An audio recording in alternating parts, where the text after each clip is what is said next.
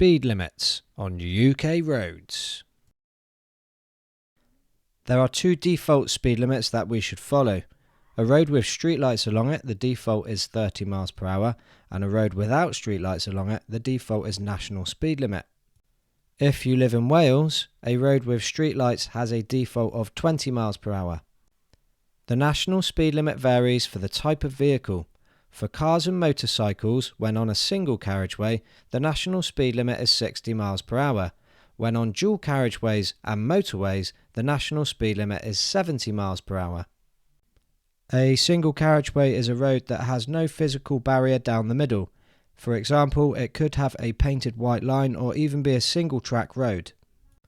A dual carriageway does have a physical barrier down the middle, such as a grass verge, concrete strip or a crash barrier. It can have any number of lanes. There's two types of speed limit signs that you should know: terminal speed limit signs and repeater speed limit signs. Terminal speed limit signs are the big speed limit signs. They are normally placed in a line on opposite sides to form a gateway. The gateway marks the start of a new speed limit. Repeater speed limit signs are smaller than terminal signs. They are placed on both sides of the road, normally one at a time, at regular intervals. Repeater signs are required on all roads that are not default speed limits. They are there to remind us of the speed limit and also to prevent us from becoming confused, as this road does have streetlights on it, which could imply that it's a 30 mile per hour limit. Gateway speed limit sign should be used at the start of every new speed limit. However, you will not normally see repeater signs when driving within a default speed limit. As there is a system of streetlights along this road, the streetlights are acting as repeaters, reminding me that the speed limit is 30. This single track road without streetlights would normally have a default speed of 60 miles per hour.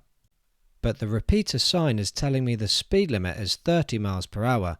Without that, I could wrongly assume the speed limit was 60. It certainly wouldn't be safe to do 60 right now anyway. So what if I don't see these national speed limit signs? How will I know the speed limit along this road? Well, first of all, this road doesn't have any streetlights, so I'm sure it's not a default of 30. And if it doesn't have any repeater signs, then it should be a national speed limit default for single carriageway, which would be 60 miles per hour. But how far would I have to drive before I would know that there's no repeater signs? Well, if you haven't seen a repeater for half a mile, then the speed limit should really be national speed limit. In built-up areas, the speed limit is generally 30 miles per hour. Sometimes the speed limit will change to 20 when driving around schools, parks, playgrounds or residential streets.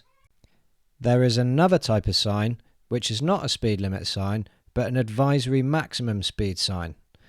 These are rectangle in shape instead of circle, and are often placed underneath triangle signs to illustrate a hazard. It's only circle signs that can enforce the speed limit, but you should follow the maximum advisory speed on these signs when it's appropriate. The maximum advisory speed for this hazard is 20. It's a double bend. First it goes to the right and then to the left. There's poor visibility through the bends, so the maximum speed is good advice. This warning sign is for a school. The advisory maximum speed is 20 when the lights show. The speed limit here is 30 miles per hour, and if the lights are not showing, there is no need to slow down to 20. If the lights are showing, then we should respect the advisory maximum speed of 20 miles per hour until we have passed the school zone. Then we can return to the original speed limit of 30 miles per hour. I'm going to show you a couple of driving test hotspots where people have failed for speeding or going too slow.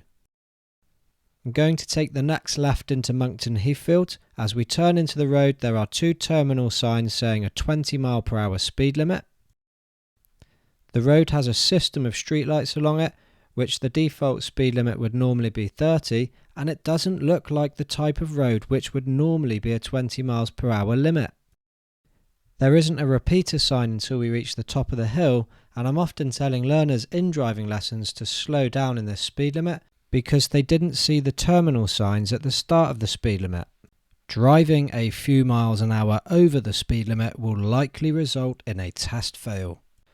I'm still driving in the same 20 miles per hour speed limit, but I'm approaching terminal national speed limit signs. You should only increase your speed over 20 once you have reached the gateway. The system of streetlights continues into the national speed limit road.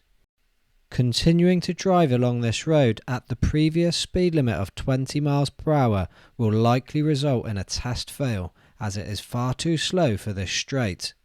See if you can spot the national speed limit repeater coming up.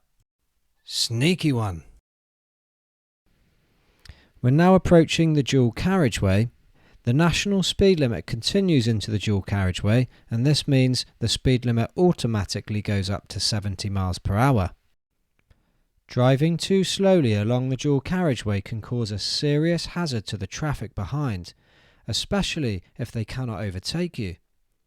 They may have to brake harshly to reduce their speed to match your speed.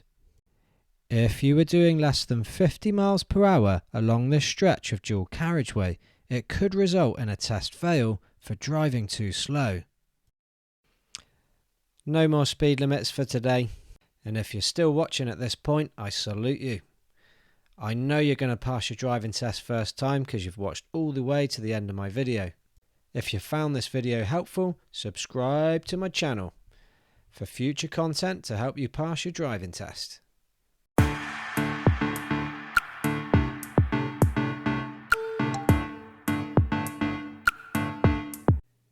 If you are looking for car insurance, check out My First. They are a multi-award winning broker trusted by thousands of young drivers, specialising in car insurance for young drivers, new drivers, learner drivers and student drivers. Use the code seen on the screen for a juicy discount. Follow the link in the description below to get started.